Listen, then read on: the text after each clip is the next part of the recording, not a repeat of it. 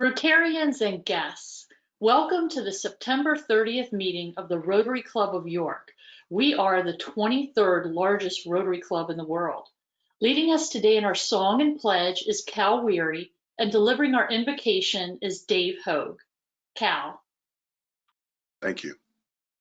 Oh, beautiful for spacious skies, for amber waves of grain, for purple mountain majesties above the fruited plain. America, America, God shed his grace on thee, and crown thy good with brotherhood from sea to shining sea. Thank you. And now, Dave. All right. I pledge allegiance to the flag of the United States of America and to the republic for which it stands, one nation, under God, indivisible, with liberty and justice for all. Let's give thanks. God of creation, we lift up this great nation to you and ask for your hand to come upon us. We ask that you give us hearts of repentance and a yearning for reconciliation. In these days when the enemy has authored so much division in our nation, we turn to you to set in us a desire for unity and love. Thank you for the enlightenment we will receive from our speaker today about educating children in difficult circumstances. Help us to learn from what we hear, that we may in some way put action to our hearing. Bless this Rotary Club of York, that it may be a mighty force for good in the times that lay before us. Amen. Thank you, Cal, and thank you, Dave. We do have a few announcements for everyone today. The Charitable Endowment Fund Board meeting has been rescheduled, and that will be Wednesday, October 28th, following the club meeting. As always, your program suggestions are welcome. Please share those with past president and program committee chair Mike Summers.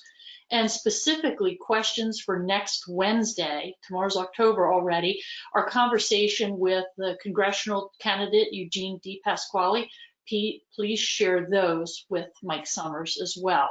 And we took a hard pass on the poll and biz spotlight today in order to provide ample room for today's program.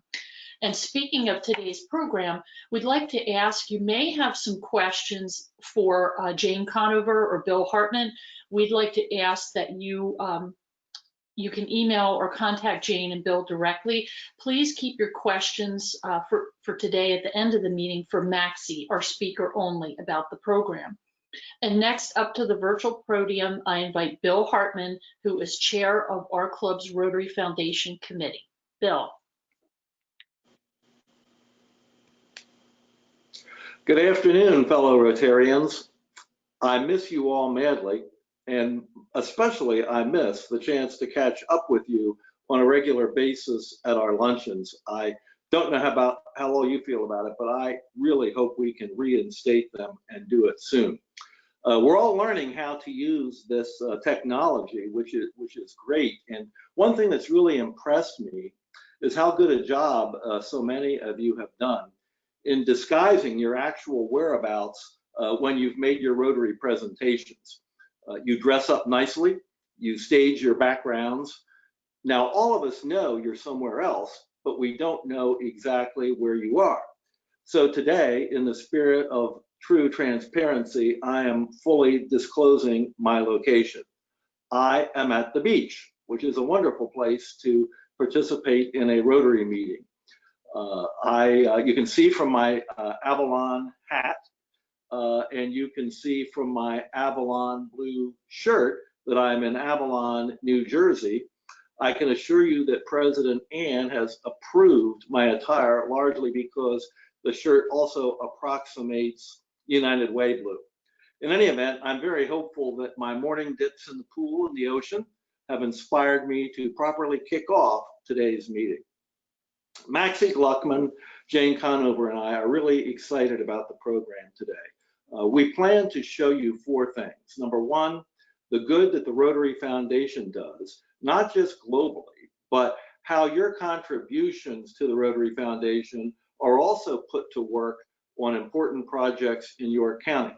Number 2, how Rotary Club of York's Global Grants Committee supports worthwhile global projects.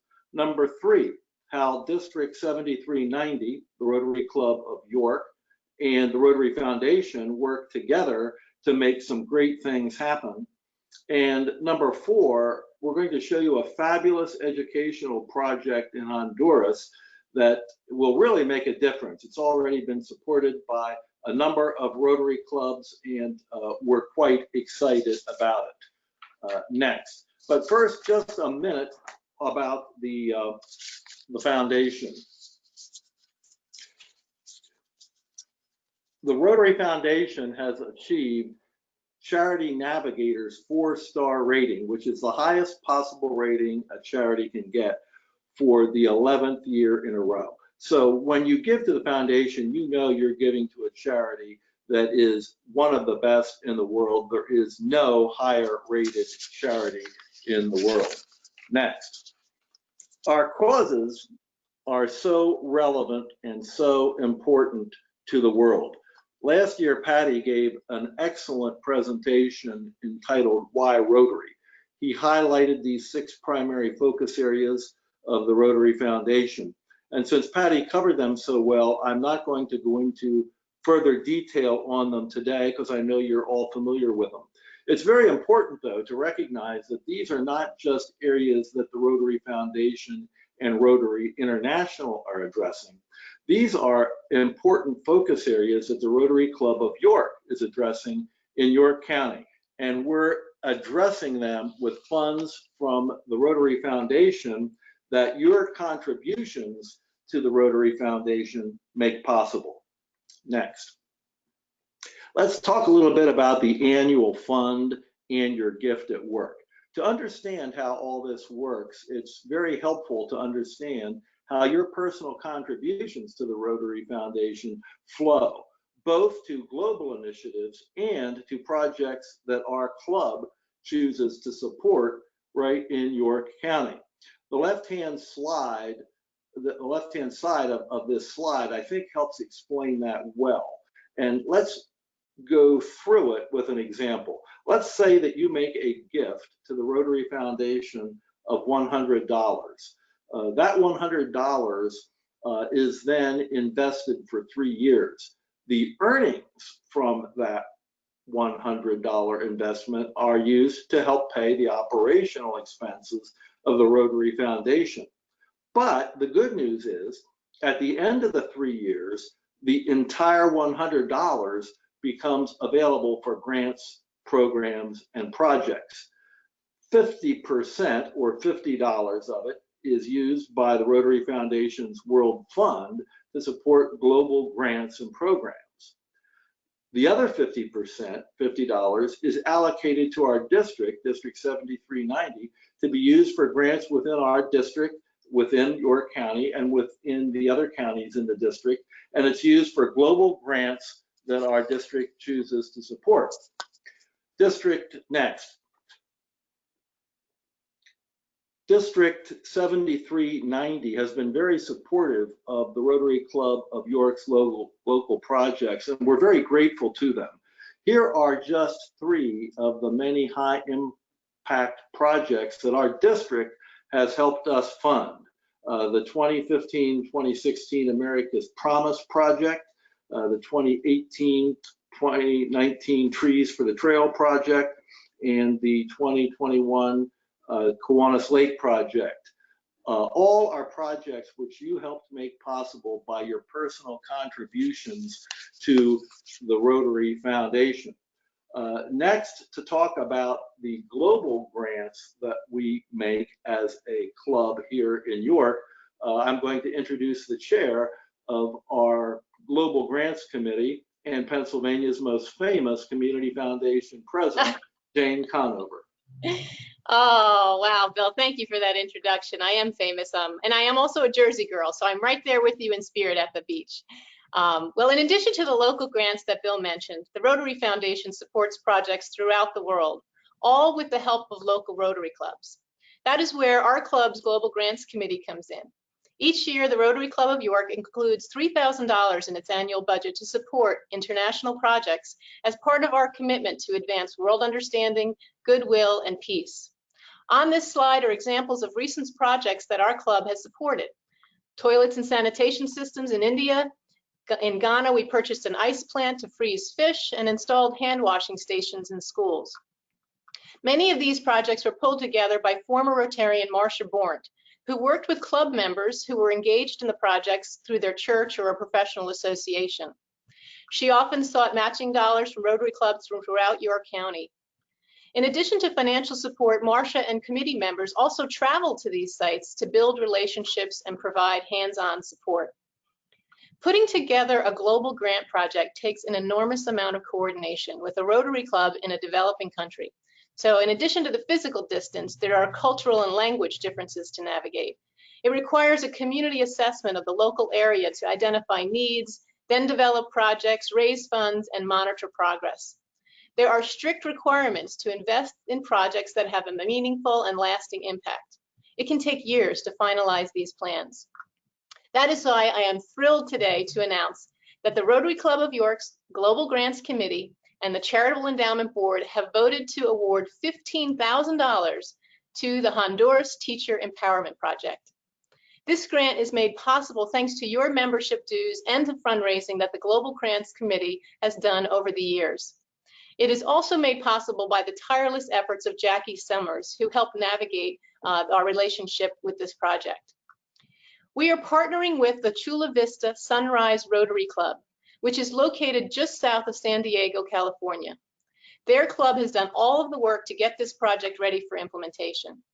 We are joining with other districts in multiple states to provide matching dollars for the project.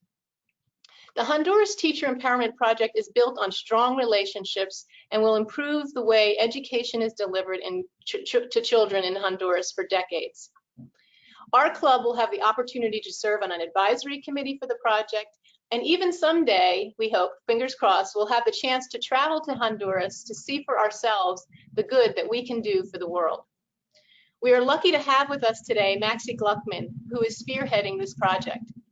Maxie is past president of the Rotary E-Club of San Diego Global, long title, and she's been working with teachers in Honduras for the past 3 years. She has over 10 years of experience in education, specializing in curriculum design, teacher development, and migration research in 6 countries. Maxie is currently pursuing her PhD in education with a focus on education for Central American minors. Please give a virtual clap to our special guest from California, Maxie Gluckman.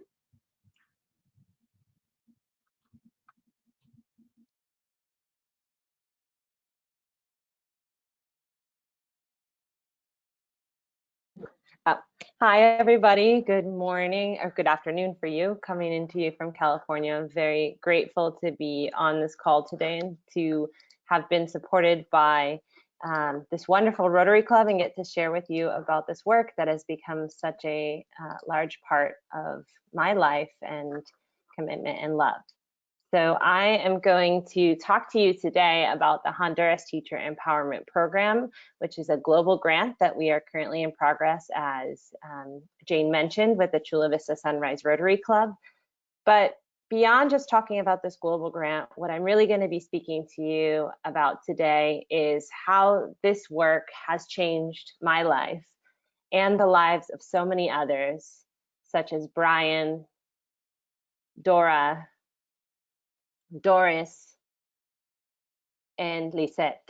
This is really going to be a story about how this work has brought us together as a family, all centered around making sure that children have the best high quality education no matter where they're from. Just a little bit more about me before we dive into it. My background is as an elementary educator. I taught in Delaware, in Wilmington. And when I was working with families there, most of the students that I worked with were from families from Mexico and Central America. And I became very close with these families, and they shared with me how many of them felt that they left their home countries because they couldn't get access to a quality education. And so really that stuck with me, and I became really passionate about the idea about no matter where a child is born, they should have access to high quality education.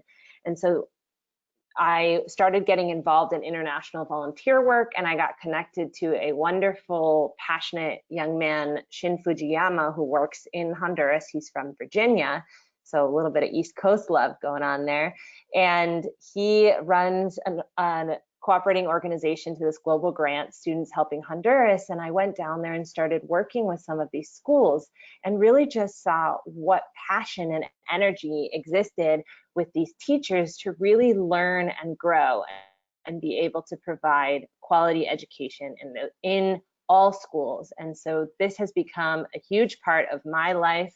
I'm actually now working on my PhD in education, as Jane mentioned, so it's a big passion of mine. So in order to talk to you about the current global grant, I have to talk to you about what we've been able to do over the past 3 years. And this is really important because it'll be able to show you the groundwork that we've set up in Honduras for a very successful grant. So the original global grant, which was led by the Rotary E-Club of San Diego Global and the El Progreso Honduras Rotary Club, ran for the last 3 years. And I'm going to walk you through a bit of what it looks like and what we've learned from that experience and how that is going to contribute to the new global grant that we're going to be running in a different part of the country. So in order to do that, the first thing that I'm going to do is show you a short video that kind of gives you a day in the life of one of our trainings so that you can see just how fun it is.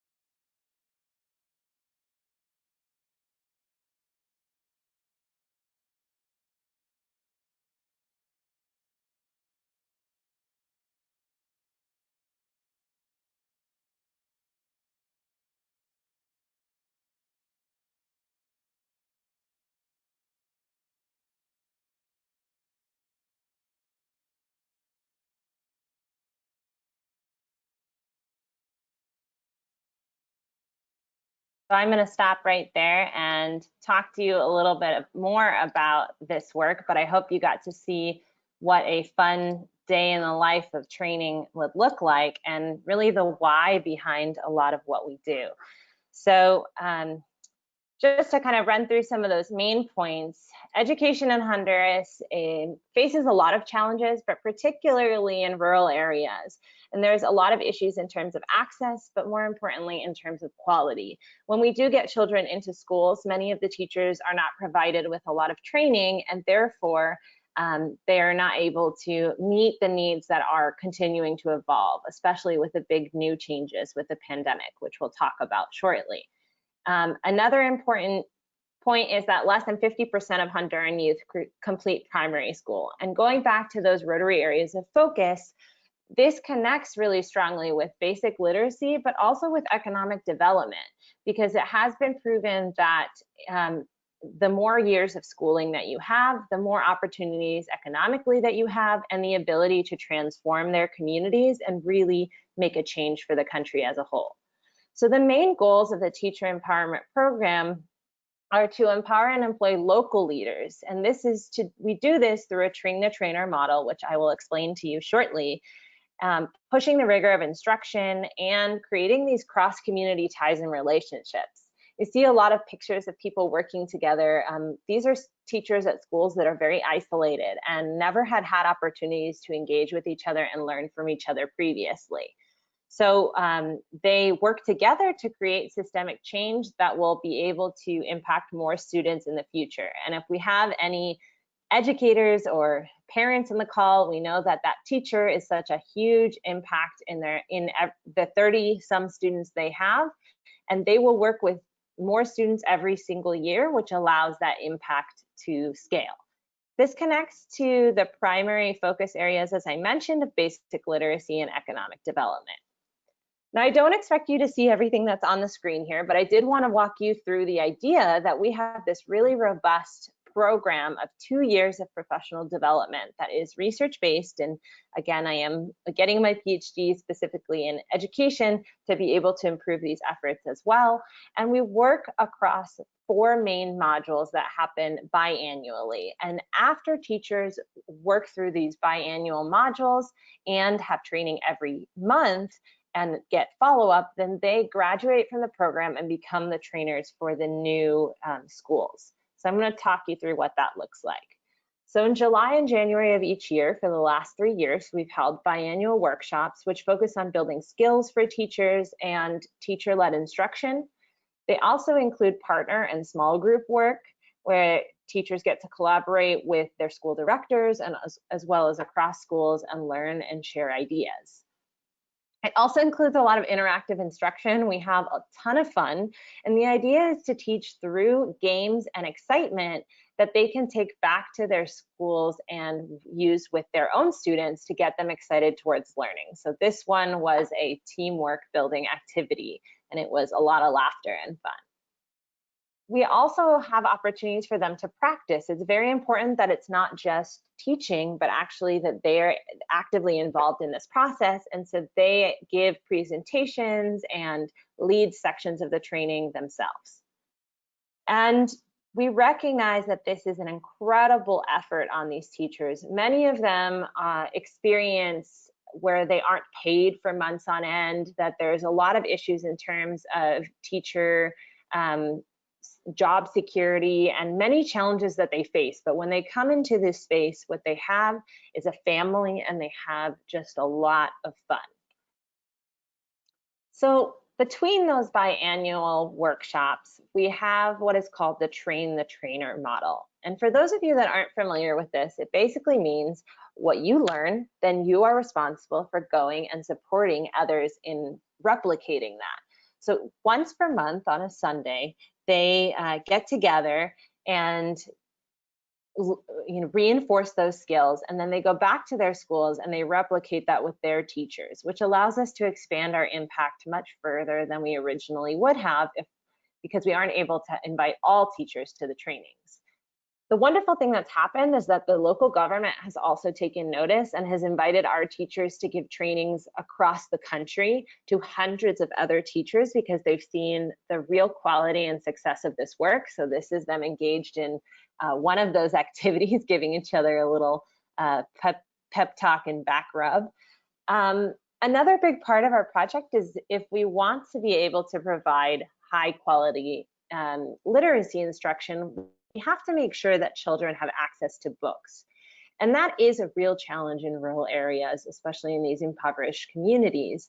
So we work with local book providers to get high quality, culturally relevant books into these communities. And in the past, we did have Rotarians donate books, but it cost quite a lot of money to ship them. And we found that it was we wanted to support the local economy as well. So each school gets to design a library with their parents. And this is one of the schools and the beautiful design. And you can just imagine how excited children get. And we have a big event to inaugurate the library. And we teach the children how to take care of the books. And they get really excited because for many of them, this is the first time they've ever had access to books directly. So we try and get both boys and girls excited about reading and about education and how it can change their future and opportunities. As I mentioned at the beginning, now that this project has been going on for 3 years, we have actually quite a couple cohorts of teachers who have graduated. So the original grant was a vocational training team grant, but over the course of the grant, and the reason we set it out for that time is that now locals who have graduated are the ones that train future teachers. So we had Rotarians as well as educators from the US originally coming, but now the locals are completely running the project and taking charge. As you can see here, we have our graduation, and each of the schools that graduate from the project, which affectionately down on the ground is called Train for Change, that they kind of a little way for them to remember it. And they put these plaques up at their school to acknowledge the wonderful contributions that Rotary has made to changing their opportunities. Actually, one of our graduates from one of our programs actually is now the lead of developing new schools. Marely Mesa, who was one of the teachers at one of the first schools that we worked with, is now a pedagogical advisor, and she supports all of the new schools in the project. She is a lot of fun and an incredible educator, was an educator for over 10 years, and just brings a lot of joy to this work. Over the course of the last 3 years, Rotarians were engaged in various ways, and I just want to highlight a couple of different ones. Chula Vista Sunrise Rotary was engaged in this first grant and now is the lead of this new grant. Many members of their club are work at the local district, and so they helped us access a whole group of teachers and principals from Chula Vista. And they also, as I mentioned originally, did a huge book and supply donations of a huge crate full of them in Spanish, but it was challenging for us to get those down in a cost-effective manner. We also had the Rotary E-Club of San Diego Global and the Rotary Club of Yarmouth, Maine. They conducted on-site visits, supported in programmatic design and also evaluation. And then the local Rotary Club of El Progreso helped us to engage with local government officials and in our global grant reporting. It's very important to have that local connection, and that's why we're so excited to work in Santa Barbara with this new club, because many of them are educators as well. This is just a few of the individuals who were involved in our last grant, and you can see it's from around the world of different Rotarians giving back. To put that into a little bit of context, I want to talk about the impact of this past grant. Over the 3 years of the project, the number of individuals benefited reached over 4,000. And this was mainly students. And as I mentioned, there's that scale effect. Once you work with a teacher for the rest of their career, they're able to provide higher quality education. But we also saw a need to really work with parents alongside. And so that is going to be a huge part of our new program. And I really want to highlight that these 2 individuals on the ground, Marely and Reginaldo, were the individuals who led this entire project. And then they had some teacher leaders from each of the schools. So with a very small team, we've been able to make a really incredible wide-reaching impact. What does this actually look like for teachers? So every month, Reginaldo and Marely visit the schools and conduct observations to see how the teaching quality has improved. And here's one example of one of our teachers. It is a research-based instrument that has about 60 indicators. And when we observed them the first time, this one teacher showed a majority of low proficiency in terms of indicators. And these may include, do you ask the students critical thinking questions? Do you use group work? A bunch of different activities. Do you speak in a manner that is slow and easy to understand? But as you can see, when we went back and observed this teacher 5 months later, how much this had changed and how much their instruction had really changed just from taking part in this program. And that is a really incredible benefit. Just over 5 months, you can imagine what would happen over the course of 2 years. So from this first grant, some overall reflections and lessons. Parent engagement is really critical, and we need to work more on that, especially with everything that's happened with distance learning. We're going to be hosting a lot more community cafes, which is where teachers who participate in the project open up activities for anyone in the community so that other teachers can benefit in these fun, quick little trainings and game-oriented activities. Everything will be Honduran-led from here on out, and we've also been developing partnerships with local government, universities, and nonprofits in order to help continue to develop sustainability of this project. So what comes next?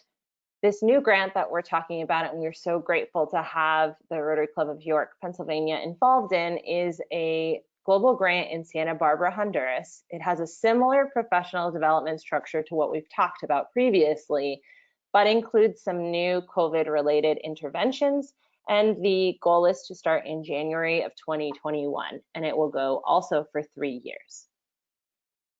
What does distance learning look like in Honduras? We all have been really struggling with this everywhere in the world, but some of the main challenges have been limited teacher knowledge on how to use technology, as well as limited access to technology.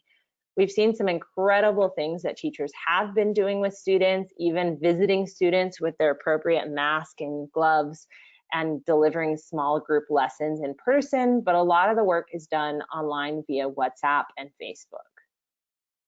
While there's a lot of challenges, it also opens up some incredible opportunities for new forms of blended instruction, and also, as I mentioned previously, increased parent engagement, because parents really are some of the first educators in this particular case when they are in the home.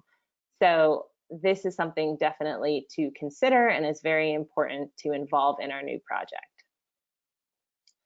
We also have done some incredible COVID distance learning. We've developed online lesson planning formats for them to use at a distance. We also had our very first Zoom training with 35 educators from different communities across Honduras, and you can see here their final photo of some of them at the end celebrating. These are teachers that live in really poor communities without general access to internet or technology, and we've been working with them all on how to use Google Classroom, on how to use Zoom, and we had a really fun week of training over Zoom a couple of weeks ago. We also are working with some local community partners. This is a project that the cooperating organization Students Helping Honduras is leading, which is to ensure education for those without access to internet. So it's a program to provide education via text message to those most remote communities. And so we deliver lesson plans via text message where students can respond and engage with the message, answering questions. And this is really for those children that do not have access to a smartphone, do not have access to internet, to make sure that no child is left out of education, especially during these very challenging times.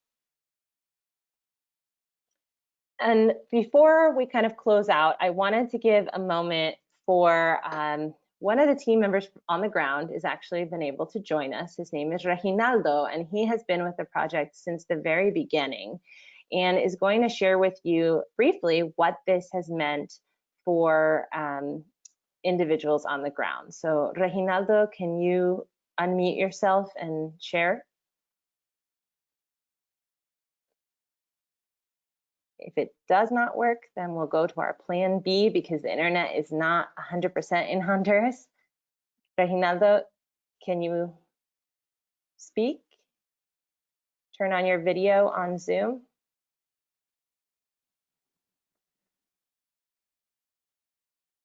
Okay.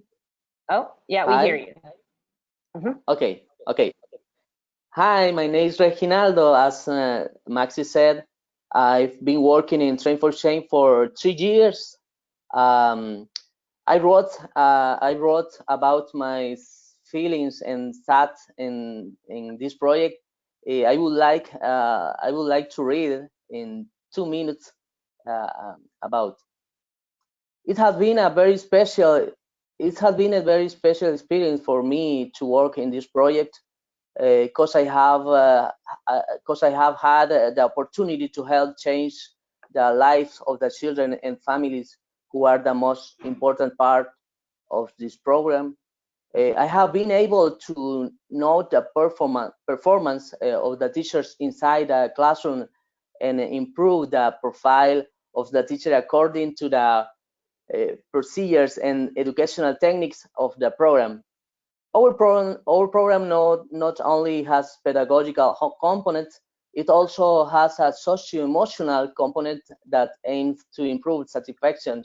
We have also managed to make the children happier in the educational environment, which in most cases is strengthened by the insecurity experienced by the neighborhood in Honduras.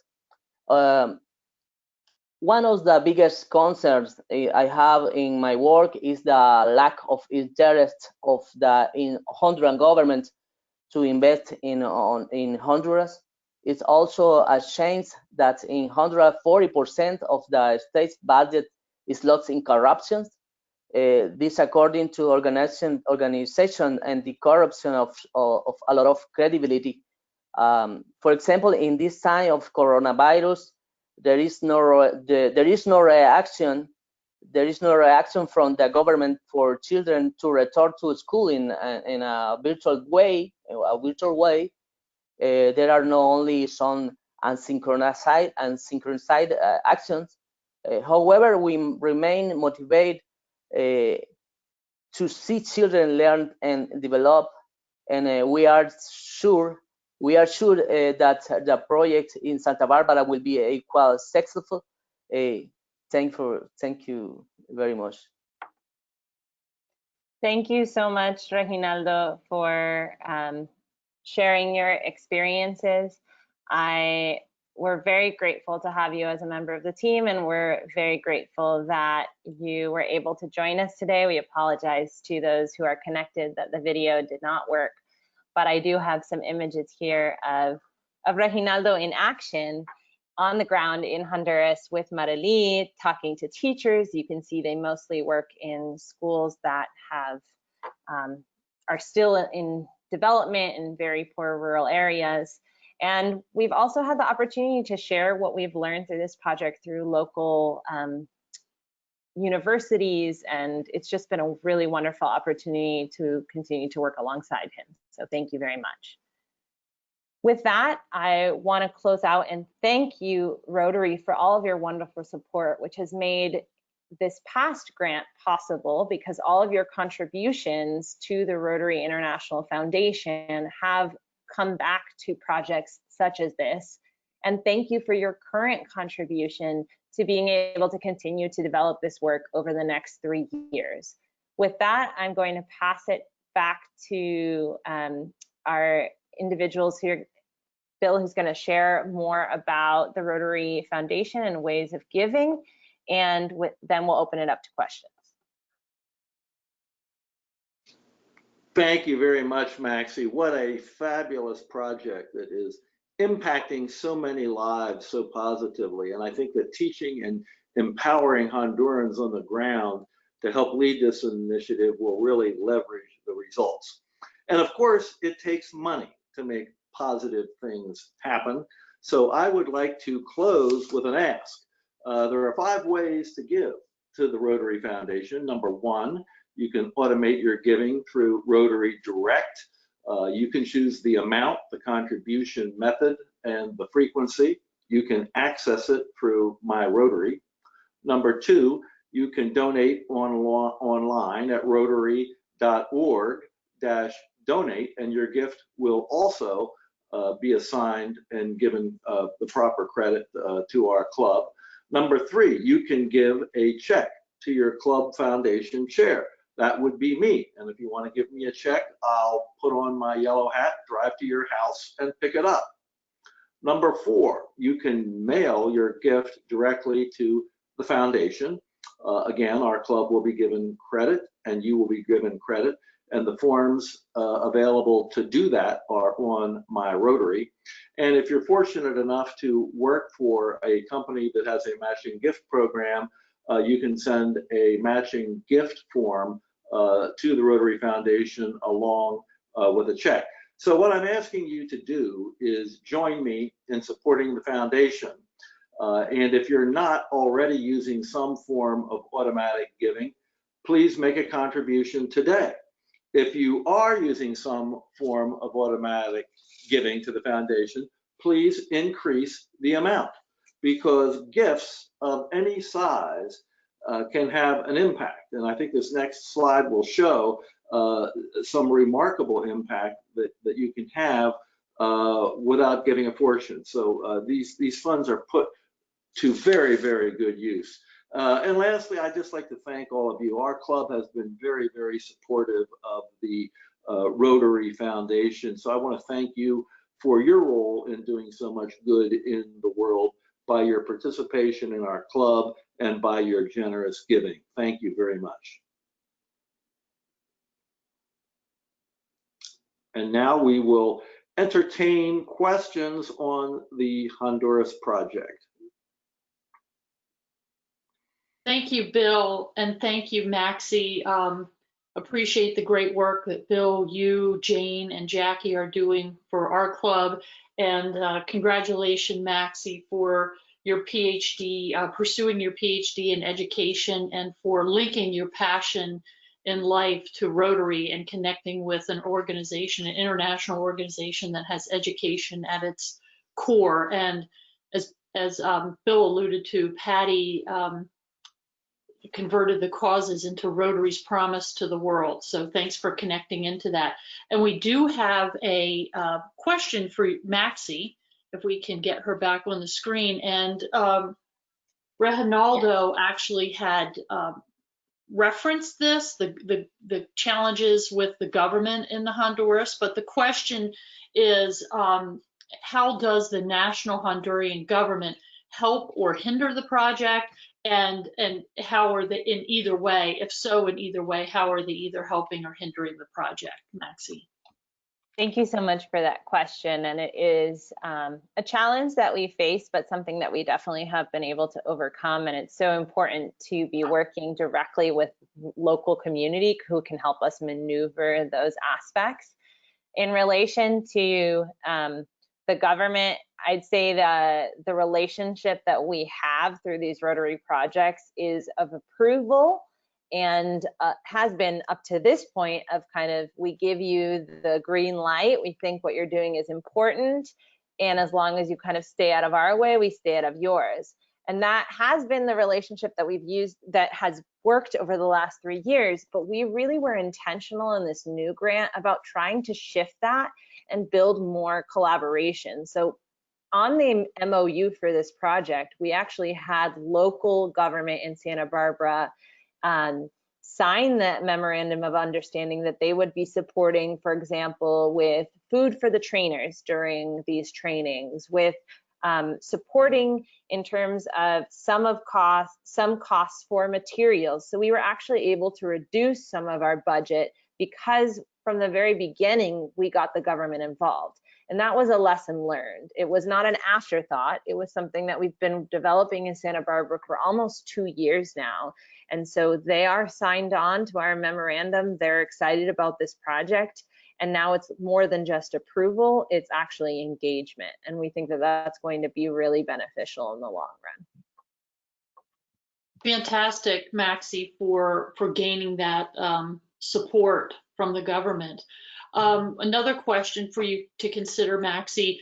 Rotarian states that this is a wonderful program in a challenging country. Honduras has a high crime rate and prevalent gang activity. So the question is, Maxie, could you share in any ways that you may be aware of that is this program providing secondary benefits of reducing youth recruitment into the gangs? Sure. Well, we can't measure that directly. We do know, and research has shown that the longer that children stay in school, the more likely that they are to be able to resist those pushes to feel forced to join gangs in order to find economic opportunities. There is that direct link between education and economic opportunities. It's very complicated in a situation that almost every community we work in is run by gangs. So we, to a certain extent, have to be on the good side of gangs as well. And so when we come into a community, the windows are down. There's a very, like, if you have to have that buy-in and support, saying, be very upfront with what you're doing. Not all schools, but a lot of the schools we work in are in those types of communities. And so it really is, if children are able to maintain and be excited about education and want to come to school and see that it's relevant to their actual lives and well-being, then they're more likely to be able to resist those recruitment tactics. But also, really kind of secondarily, many of the children at the schools we work with are children of gang members. And in that respect, trying to break that cycle by working with children and really transforming the communities from that level, because working at the crime level, that's not really where we want to be, and that's not where long-term, I believe, is going to have the most impact. You have to work with the youth and change that mindset from the very beginning. But I'm not trying to, obviously the acts that are done by gangs are horrible, but I also do understand the situations very clearly of why people are forced to join gangs in the first place, which is kind of a bigger country transformative question. Fascinating, all the layers that are involved to help deliver this good to the children of Honduras. And as you said, you're bringing in the parents to this. So there even could be some hearts and minds changed at that level, but their citizens certainly are dealing with significant corruption in their government. So a question, welcome back to the East Coast, Maxie. You said you had worked in Wilmington, Delaware. How is it that we found each other? Who facilitated in the matchmaking of this partnership between the Rotary Club of York and Honduras and California? Great question, and I'll try and be brief with this, but a very big shout out to Jackie Summers, who I believe is on the call listening, because her niece, I believe that's correct, Katie Summers, has been volunteering with the cooperating organization Students Helping Honduras in Honduras for many years, and I met Katie through that work, and she's been instrumental in supporting this and the past global grant. And so as we've been collaborating, that's how I got connected to Jackie, and Jackie to Jane, and Jane to Kathleen, and kind of that whole aspect. And now I feel like I'm a part of the family, even though I know there's many more members that I have not yet met. I hope to be able to come to one of those roaring lunch meetings in the near future. But yes, that's the trajectory of how I ended up here. That's fascinating. I think we've all heard of the 7 degrees of Kevin Bacon, and we certainly are blessed to have the dynamic duo of the Summers family in our club, both Mike and Jackie, and we all look forward to meeting young Katie, their niece, and you just never know how these connections can take hold. So shout out to Katie. Bill, sorry, one other great question. What other Rotary clubs are involved with this project, Maxie, and what is the overall budget? Excellent question. So this is a collaboration from across the US primarily, and then individuals in Central America with a local club. So it originated and started with the Chula Vista Club in San Diego, but we do have clubs from Virginia, from North Carolina, from Texas, all involved in this. And actually this presenting online and meeting online has actually helped us to kind of spread and really make it across nationwide effort. And so we do have a district in Virginia who is contributing district designated funds to match this project. And the budget is $93,300, and that covers 3 years, 18 schools, and over 3,000 children. So, which again, like I said, exponentially grows. So $93,300 is the budget for this project. That's excellent, Maxie. Another question for you. We hear about caravans leaving Central America. Does better education help to alleviate that pressure and keep families local? 100%. As again, I mentioned, the connection is the higher your level of education, the less likelihood of early pregnancy, early marriage, as well as higher opportunities for income generation. And so if you have the opportunities, then you are less likely to leave. And I work in working with children in Mexico for my PhD, Central American children, and without fail, every family I've spoken to says they don't want to leave. That is really what they feel is the last option. And that was the same in Delaware with the families I worked with. They want to be able to stay. They just don't have the opportunities. And so if you start from the bottom and are able to generate that and really transform the system and create leaders, and many of our teachers we've worked with have become school directors. We have one who works for the government now. So we have developed this leadership that really is spreading across the country. And in doing that is going to help transform the system. It's not a direct, and it's not going to stop things in this current right now moment, but we're looking forward to this longer vision. And I know that I'm a first generation American. My parents are from Canada and Romania, and I had quality access to education because I was born here. And that really should just be a right for everybody. And so this is the opportunity for us to be involved in doing that. Thanks, Maxie, and thank you for stressing that this is a train the trainer model and you're replicating it for scale. I have our club recently this month hosted a racial justice expert. Her name was Jane Elliott. You may be familiar with her. And Jane shared this quote. I don't recall who the quote came from, but Jane shared it. You may know it, and I'll have to find out who originated the quote. But it said, if you're planning for a year, grow crops. If you're planning for a decade, plant trees. If you are planning for a lifetime, educate. So Maxie, thank you for educating the children of Honduras and bringing educators and Rotarians from all over the country and all over the globe to help in this area that is greatly needed. And thank you for joining us. We hope you can join us for lunch some Wednesday when you're back on the East Coast, and we wish you all the luck in the world. I do have we have, in honor of your joining us today, we have a book donation, and that book is called How Do You Feel? That will be presented to our York Jewish Community Center. They run a childcare, and we will get a nameplate for you that you can sign that, and that will be placed in one of their books. But actually, Bill, I didn't want you to leave so quickly because we had another question that came in, and that is in regard to the ask that you provided at the end. What would you say, Bill, is the goal for each member of our club as far as giving is concerned? And just before Bill responds to that, I just wanted to say that's a very special donation, and thank you. I actually grew up going to a childcare center at a Jewish community center, so it's if you knew. Fantastic. That's excellent.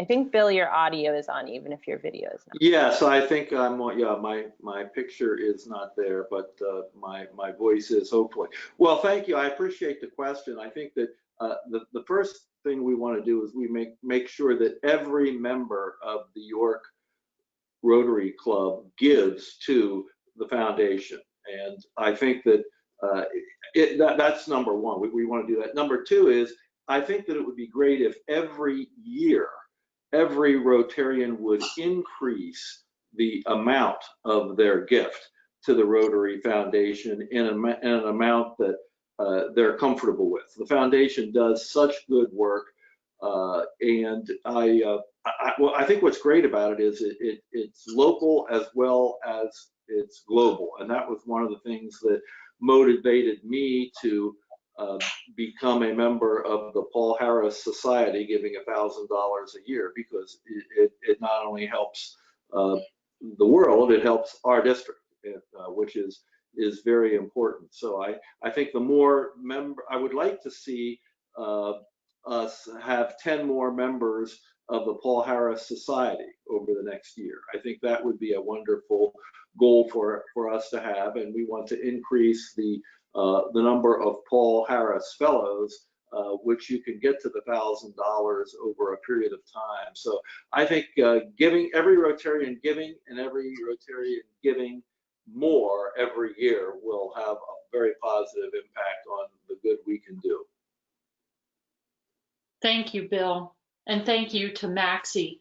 Rotarians and guests, we do want to let you know that we have an exciting meeting planned for next week, and that is, it will be both virtual and live at the Country Club of York, and this will be the conversation with the candidate part 2. Past President Mike Summers will discuss questions submitted by club members for congressional candidate Eugene D. Pasquale. A limited in-person audience at the Country Club will be present for the program, while the rest of the club can view it through the GoToWebinar platform. Anyone who's interested in attending the meeting next Wednesday should contact the Rotary office. And I would like to thank President-elect Jackie Summers for bringing this wonderful opportunity for us to work on a global grant in Honduras.